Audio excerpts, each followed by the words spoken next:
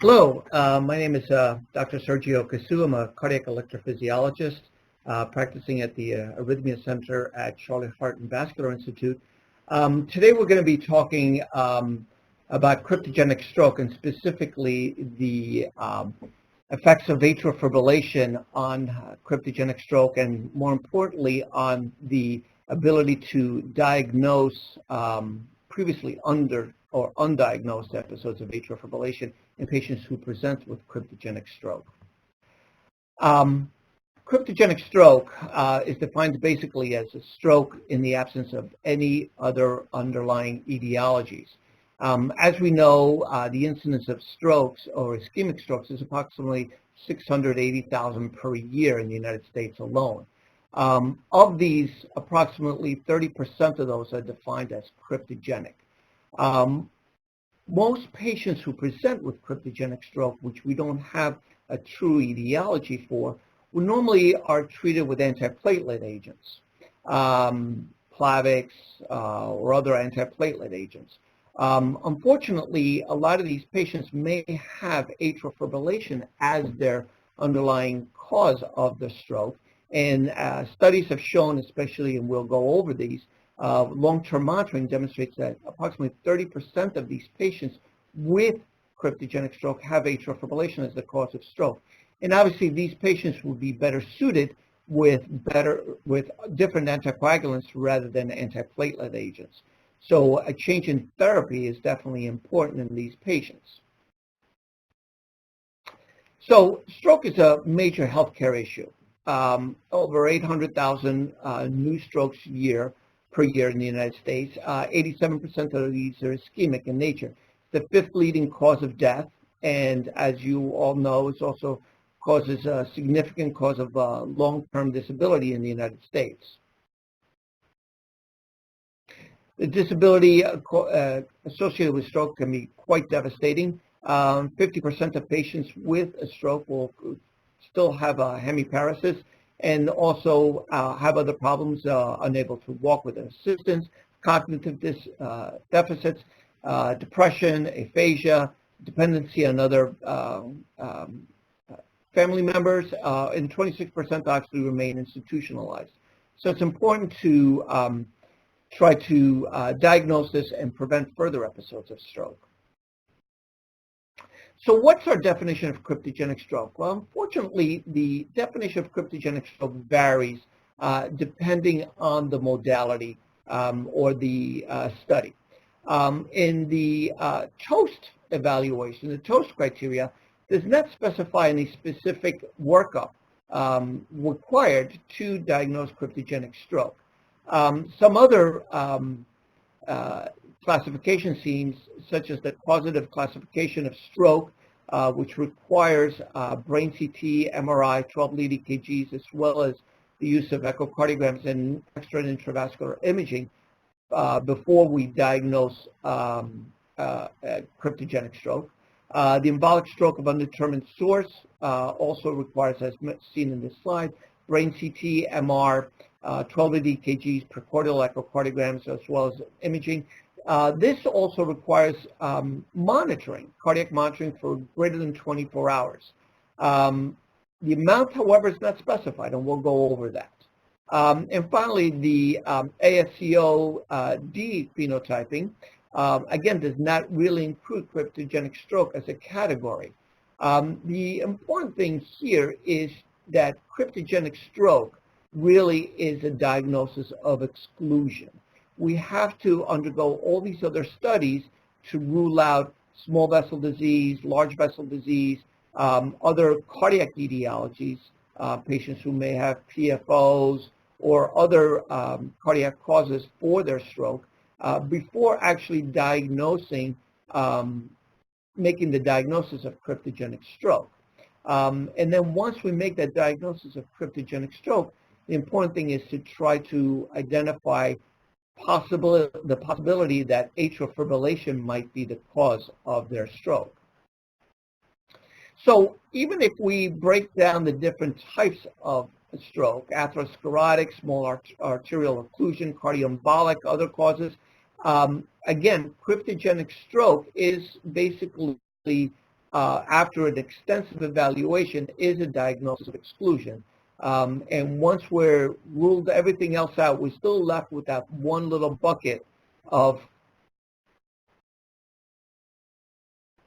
cryptogenic stroke and the possibility of atrial fibrillation as the cause of that.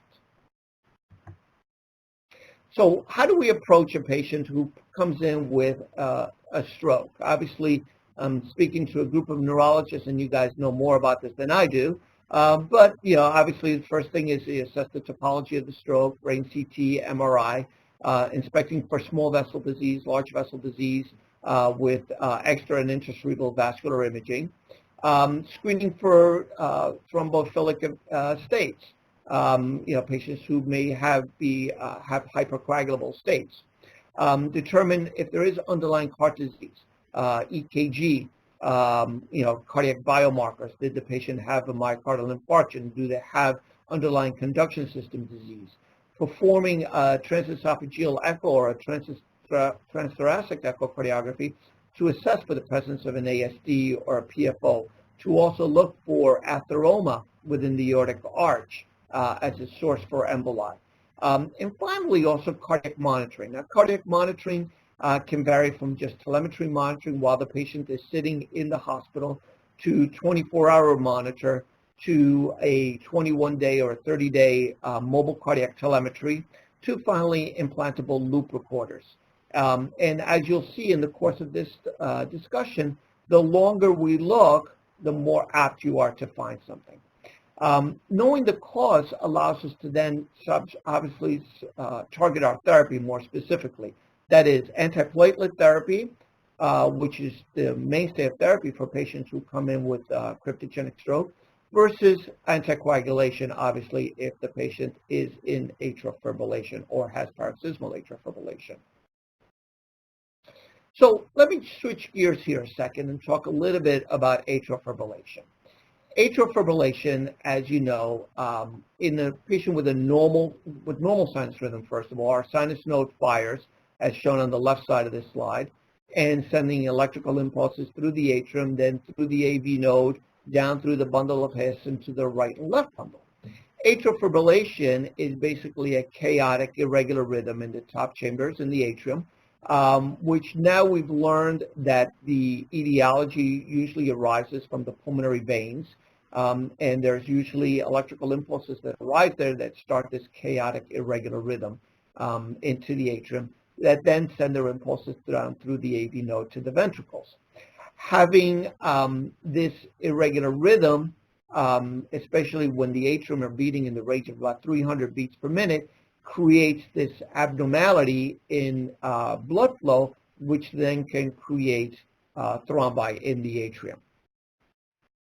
So atrial fibrillation is by far the most common arrhythmia, with a prevalence of approximately 0.4% of the population, over 2 million Americans. There are 160,000 new cases diagnosed every year, and it accounts for over 1 million hospital days per year. So it's a very, very, very large impact on our healthcare. It's age-related, so the older we get, the more apt you are to develop atrial fibrillation. 9% over the age of 80 have this condition, and it's estimated that it'll increase with a 1 in 4 risk after the age of 40. The important thing is that there is a large projected increase in prevalence by the year 2050, and I'll explain why that is the case. So as you see here, the increase of the prevalence in atrial fibrillation is expected to be greater than 5.6 million by the year 2050. And part of that is because our age of our population is increasing. Because the age of our U.S. population is increasing as a result of our baby boomers and our millennials growing, and now we're keeping them alive a lot longer, though that graph is shifting over to the right, which then creates a larger, older population, which puts them at risk for atrial fibrillation, hence creating a significant healthcare dilemma in our future. So atrial fibrillation is by far one of the most common causes of embolic stroke. The risk is about 5 to 8% per year in high-risk patients who have atrial fibrillation.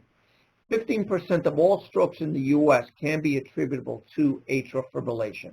And anticoagulation is definitely the mainstay of therapy in patients who have rheumatic atrial fibrillation, as well as in patients with non-valvular atrial fibrillation.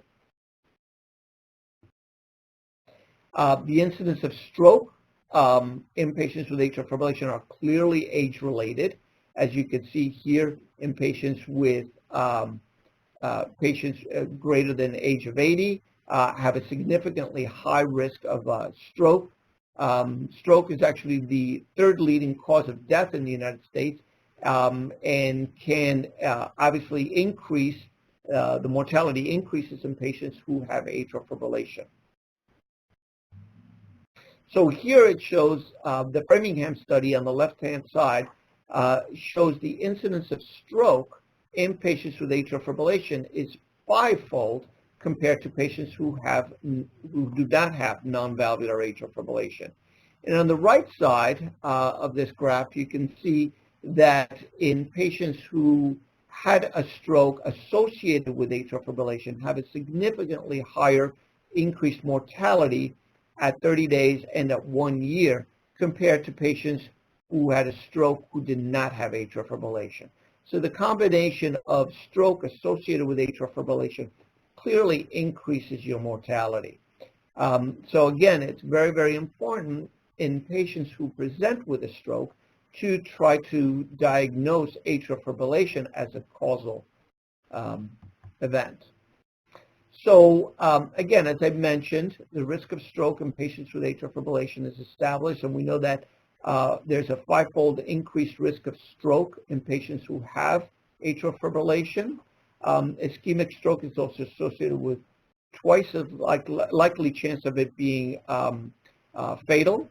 And we also then know that there's a 64% decreased risk of stroke in patients who are prescribed oral anticoagulants. So once we diagnose an episode of atrial fibrillation, it's clearly important that we place the patient on appropriate therapy, and that being anticoagulant therapy. Which then shows here in this slide, clearly a clot originating from the left atrium will find the common ground and head north, especially if you look at the different sizes of the vessels. It'll lodge itself very easily in one of these small little middle cerebral arteries or other small vessels and cause a significant ischemic event. So where does these strokes come from in patients with atrial fibrillation? Well, we have determined that the most likely source of emboli in patients with atrial fibrillation clearly arises from the left atrial appendage. And here we could see in this transesophageal echo on the right-hand side, there's a nice little clot there sitting within the left atrial appendage, just ready to just flip off and head north and cause a significant event. In this slide here, we see a large thrombus in the left atrium. That's just scary just to look at. That is just ready to flip off, head north, and cause a significant event. And this slide here actually shows a pathological slide of a thrombus sitting within that left atrial appendage. As you can see, it's got a very, very small stalk, so any little perturbation in their rhythm can cause that clot to then flip off and head north and cause a significant event. So it's very important to diagnose these sources of embolic events in patients who present with a stroke. So everybody who has atrial fibrillation, their risk of stroke is significantly different. If we take all comers with atrial fibrillation, we know that some patients are at higher risk than others. So how do we determine that risk? And there are two major mechanisms, two major scoring systems, the CHADS-2 score and the CHADS-VASc scoring index, that take into account certain risk factors. In the CHADS-2 score, basically congestive heart failure, hypertension, age greater than 75, diabetes, or prior stroke. And you get 1 point for each one of those, 2 points for a stroke. with a maximum score of 6. And the CHADS-VASc score, basically the same, except we also tie in score of 1 if you have a vascular disease. Female gender also gives you a score of 1. And also an age 65 to 74, so it gives us a little bit more, aggressive scoring mechanism. And we, according to the ACC/AHA guidelines now, the CHADS-2 VASc score is usually what we look into in terms of the stroke risk. And what exactly is the stroke risk? So as you can see, both looking at the CHADS-2 scores as well as the CHADS-VASc score, as the scores go up, the risk of stroke significantly increases. In the CHADS-2 score, a CHADS score of 0 gives you an annualized adjusted stroke rate of approximately 1.9% per year. If you have a CHADS-2 score of 6, your score is 18.2. Now, if you have a patient who has hypertension and maybe had a previous TIA, that's a score of 3 right there. If they have diabetes, that puts them now with a score of 4, which is an 8.5% risk right there. Older, if they have age greater than 75, again, that puts them at significantly high risk. CHADS-2 VASc score, again, the risk increases as your score increases. So it's important to look at these patients and then make a decision in terms of the proper dose, proper therapy in terms of anticoagulation. So as you can see in this graph, as your CHADS-VASc score increases, thromboembolic phenomenon significantly increases. And according to the ACC, AHA, and HRS atrial fibrillation guidelines, a CHADS-2 VASc score of 0, it's basically reasonable to omit antithrombotic therapy. And those are basically the patients that we used to label as lone atrial fibrillation. A CHADS-2 VASc score of 1, usually aspirin may be considered. A CHADS-2 VASc score of 2 or greater, then oral anticoagulation is recommended, whether it's with warfarin or with the novel anticoagulant therapies. So warfarin has been the mainstay of therapy for years and years and years. And there's been several studies over the years, the AFISAC trial, the Boston area atrial fibrillation trial, the Canadian atrial fibrillation trial, stroke prevention atrial fibrillation trial, so on and so forth, all that have showed that warfarin is clearly better in prevention of stroke compared to no therapy or compared to aspirin. So we know that stroke prevents atrial fibrillation. That is a given, and that's been the mainstay of therapy for years. The problem with warfarin is how much Coumadin is good Coumadin, how much warfarin is appropriate. We know that their INRs have to be between 2 and 3. However, unfortunately, most of our patients, and as many of you know, your INR can vary from day to day. There are a lot of things that can affect your INR. Drugs, food, different things that can occur during the day, different metabolism can change. And if you could be the most compliant patient in the world, and I tell my patients this all the time, and if your INR is 1.9 or 1.8, your risk of stroke is no different than the person that has never taken Coumadin or is not on Coumadin. Similarly, if your INR is greater than 3.6 here, you see that the risk of bleeding significantly increases. So we have a relatively narrow window there.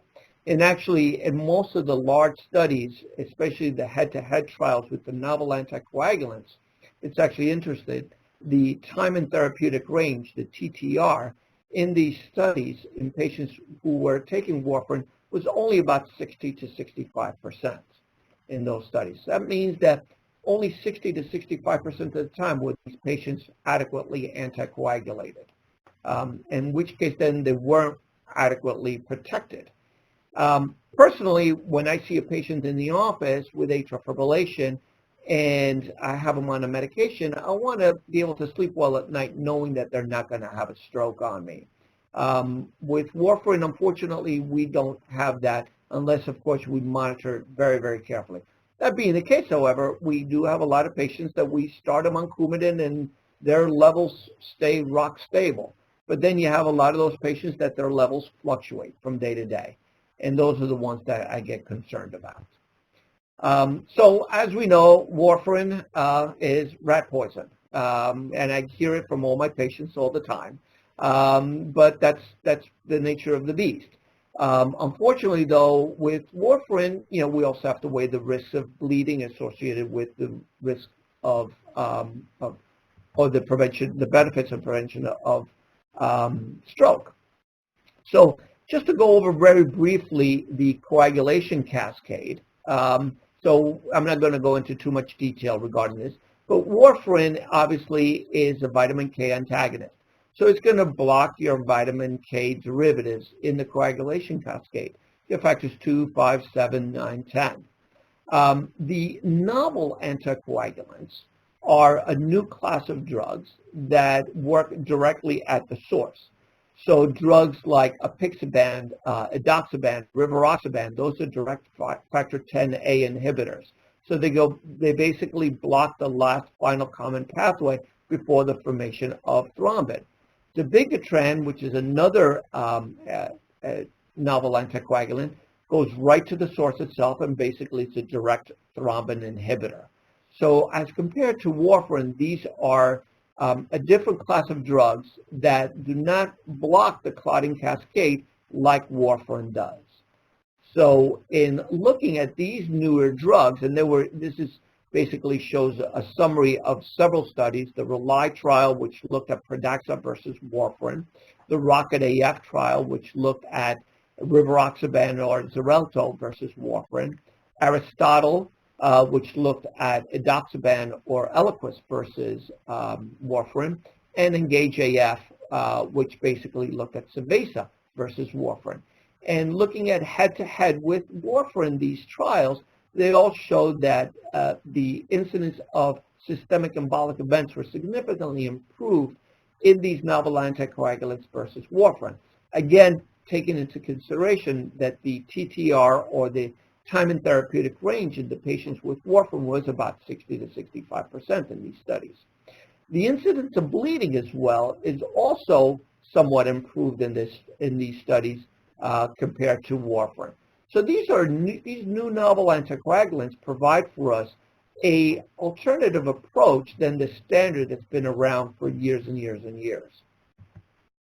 But again, as we always know, anticoagulation adds risk, and we have to weigh balance the scale here between the prevention of thrombus and the risk of bleeding.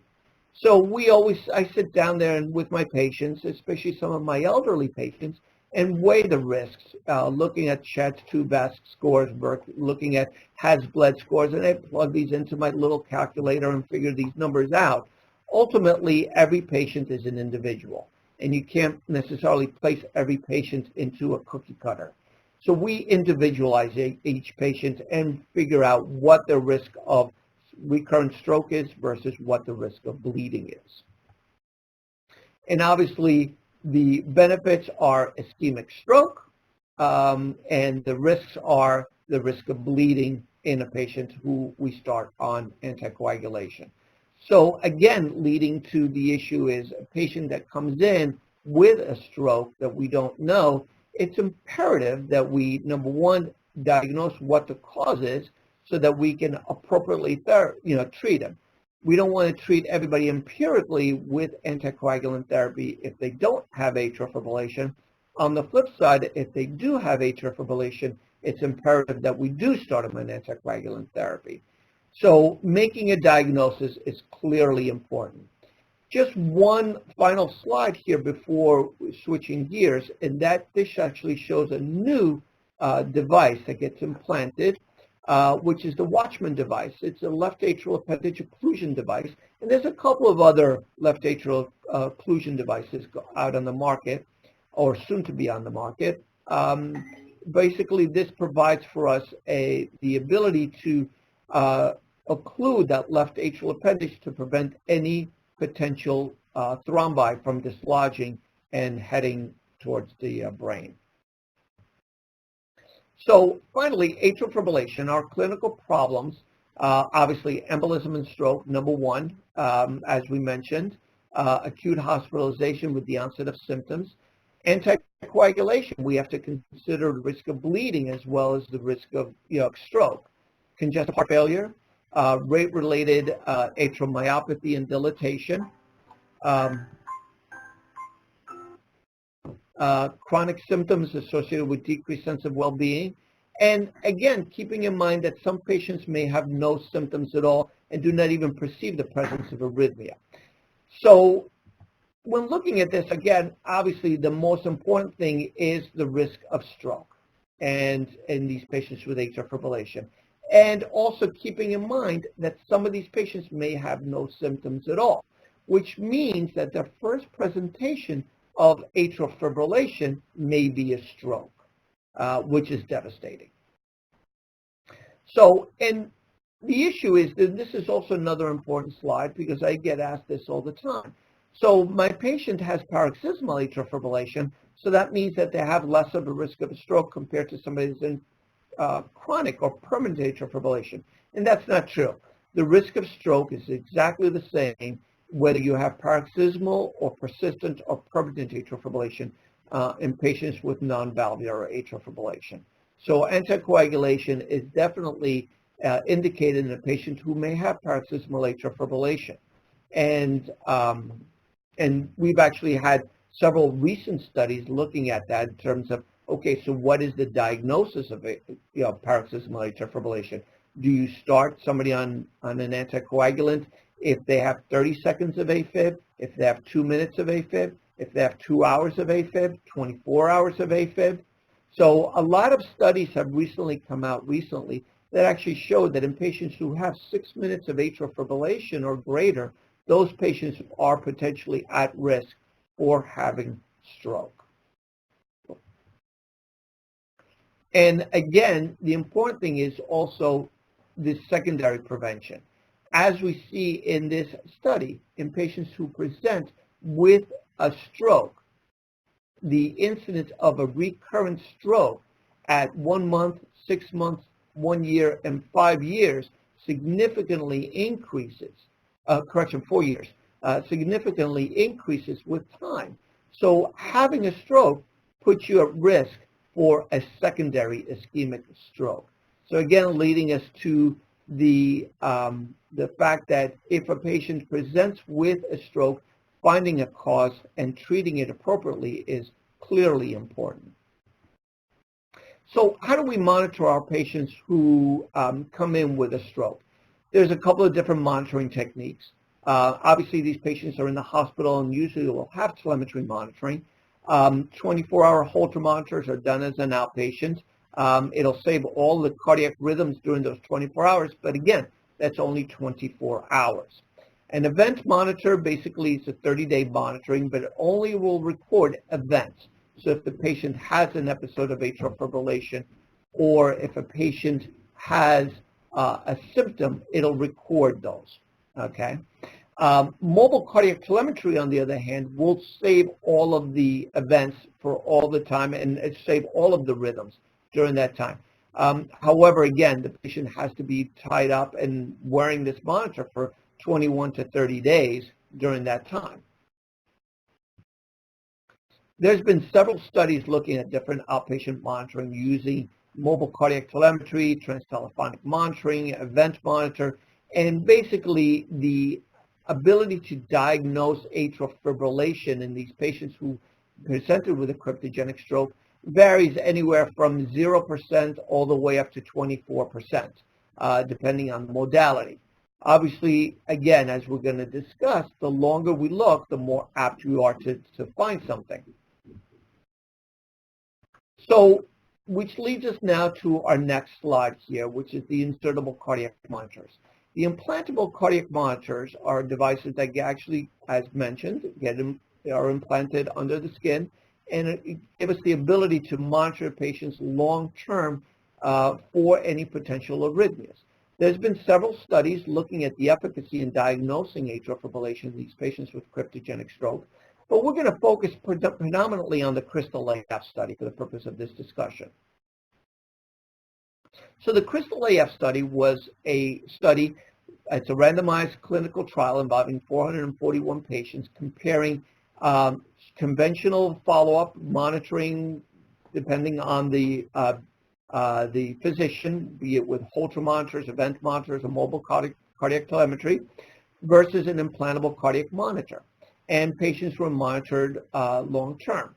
So the primary endpoint was the time to first detection of atrial fibrillation.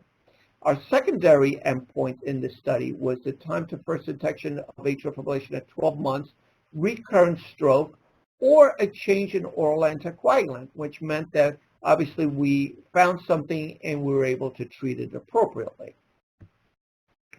So these patients were all patients with greater than 40 years old, had a diagnosis of stroke or TIA within the past 90 days, and they had an extensive workup for the diagnosis of cryptogenic stroke. As I mentioned earlier, cryptogenic stroke is a diagnosis of exclusion. So all these patients had previous 12 lead EKGs. They had also 24-hour monitoring while they were on telemetry.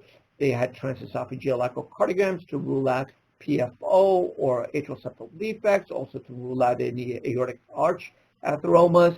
They were all screened for hypercoagulable states. These patients also underwent neurological evaluation, neurovascular, neuroradiology evaluation with MRIs, CT scan, angiograms, catheter angiography, as well as ultrasound of the carotids and MRAs and CTAs. So these patients were very, very extensively evaluated for other causes of stroke. And once they failed to find any other potential cause, these patients were then given the label of cryptogenic stroke. So this actually shows the diagram of the patients that were randomized, and of the 447 patients, 441 patients underwent randomization, 221 were randomized to an implantable cardiac monitor, 220 were randomized to control, where patients were followed with conventional monitoring. These are the baseline characteristics. Basically, no significant difference in terms of age, gender, race. Approximately 23% and 20% of these patients did have a PFO, that was not clinically significant. And the index event, 90% versus 91% had a stroke, and 9.5% versus 8.6% had a transient ischemic attack. And this actually shows the results of the studies. As you can see, as time goes on, our diagnosis of atrial fibrillation significantly increased at 6 months, 12 months, and even up to 3 years.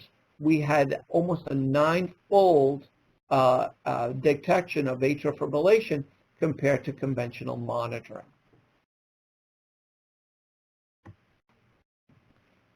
Our secondary endpoint was also met. At 12 months, 97% of the patients in whom atrial fibrillation was detected now were treated with oral anticoagulants, which is the mainstay of therapy for patients with atrial fibrillation. The median time to detection, and this is very interesting and very important, to the detection of atrial fibrillation was 84 days in the implantable cardiac monitoring group, with a range of anywhere from 18 to 265 days, and 53 days in the control group. Now, if we think about 84 days being that far out, most of our patients after a stroke probably would not have been monitored that far out. They would have received their 24-hour Holter monitor or even their 30-day monitor, which would have been way out of that, and we would have missed the diagnosis of atrial fibrillation in these patients. So, and again, looking at all the different studies, we could see that the median time to the detection of atrial fibrillation, again, ranges, depending on the study, from 48 days all the way up to 161 days, and in the Crystal AF study was 84 days for the diagnosis of atrial fibrillation. So again, important thing to take home from this is that the longer we're able to monitor, the more we're apt to find silent episodes of atrial fibrillation. And these are the detection rates of finding atrial fibrillation, and again, ranges around 16% depending on the study, up to 30% in the Crystal AF study. And again, those are patients that otherwise would have been diagnosed as cryptogenic stroke and would not have been received the appropriate therapy. So why extended monitoring? Again, because the longer we look, the more we're going to find. 79% of the first episodes of atrial fibrillation were asymptomatic at 12 months. So these were patients that were completely asymptomatic, did not know they had atrial fibrillation, and presented with stroke as their first episode of atrial fibrillation. If these patients had not been treated appropriately, their risk of stroke would have been significantly high for a second stroke. So the 2016 ESC guidelines, European guidelines, basically now list implantable loop recorders as a Class 2A indication now for patients who come in with a stroke. So this should be in our armamentarium, and a patient who comes in with a stroke after we've done a full evaluation and after we've ruled out other causes of stroke and we're left with that 30% cryptogenic stroke, implantable loop recorders should be in our toolbox basically to try to diagnose atrial fibrillation as a cause of their stroke. So this is the implantable loop recorder. They've actually gotten recently significantly smaller. They provide up to 3 years of continuous cardiac monitoring. It's the smallest available monitor on the market. And it's also very important for the neurologist in the group. It is MRI safe, up to 1.5 to 3 Tesla. So that patients can undergo MRI safely with a Medtronic link recorder. The insertion is extremely simple. It basically gets injected under the skin. The procedure itself takes less than 30 seconds, and no stitches, steri strips, and patient goes home 5 minutes later.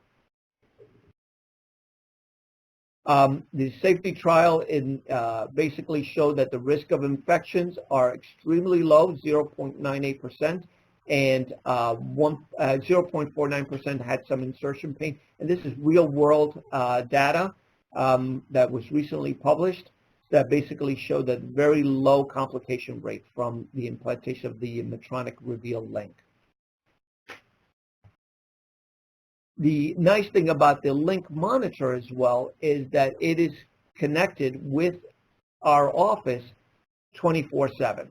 So the patient goes home with a communicator that communicates with their link monitor via Bluetooth and then communicates with Medtronic, which then communicates with our office.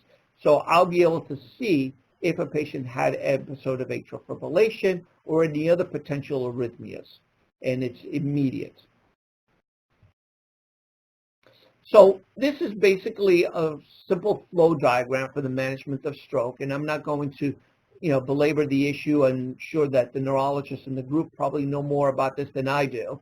The important thing is, obviously, if a patient does have a history of atrial fibrillation and presents with a history of stroke, obviously anticoagulation would be indicated. But in the patients where all the tests are negative and after everything has been ruled out, including extensive workup, and I would definitely consider extensive workup, including looking for hypercoagulable states, transesophageal echocardiograms, so on and so forth, and obviously radiographic techniques. After all tests were negative and there is no obvious cause for the stroke, i.e. Cryptogenic stroke, then these would be the patients that then would be considered referral for implantation of a implantable loop recorder. So finally, in conclusion, we know atrial fibrillation is by far the most common arrhythmia that we see with an incidence of or prevalence of greater than 2 million Americans. Atrial fibrillation accounts for a 5-fold increase in the risk of ischemic stroke. As we know, anticoagulation is the first line of therapy for patients with atrial fibrillation who are at high risk for thromboembolic phenomenon. We spoke about the CHADS-2 score, CHADS-VASc score. Patients are at high risk. We know that the treatment is anticoagulation, be it with warfarin or the novel anticoagulant therapies. Many patients with atrial fibrillation may be completely asymptomatic, and they may actually present with stroke as their first indication of atrial fibrillation. And approximately 1/3 of patients with ischemic strokes are classified as cryptogenic. So these are patients that we don't know what the cause of their stroke is, and many of them may have undiscovered atrial fibrillation. Having a first stroke dramatically increases the risk of a subsequent stroke. So once we have a patient who had a stroke, going back and looking further, and the more we look, the more we find. So we have to continue to look. Short-term and intermediate term with cardiac rhythm monitoring may not be enough. As you saw, the median time in the Crystal AF study for the diagnosis of atrial fibrillation was 84 days. So a standard approach with an event monitor or mobile cardiac telemetry may not be enough to diagnose this. So an implantable cardiac monitor should be considered in patients who present with cryptogenic stroke. The Reveal ICM, implantable cardiac monitor, detected over 7 times more patients with atrial fibrillation than the standard monitor at 12 months, and as almost 9 times more in patients up to 3 years. At 12 months in the Crystal AF study, 97% of those patients who had diagnosed of atrial fibrillation were switched over from their standard antiplatelet agents to now oral anticoagulation, which is the mainstay of therapy for patients with atrial fibrillation. The implantable cardiac monitor has a battery life up to 3 years, and as I mentioned, it should be included in the hospital as a hospital protocol for patients who present with cryptogenic stroke to rule out any underlying causes of any atrial fibrillation as an underlying cause for the cryptogenic stroke. With that, I want to thank everybody for the opportunity to present this data. Thank you.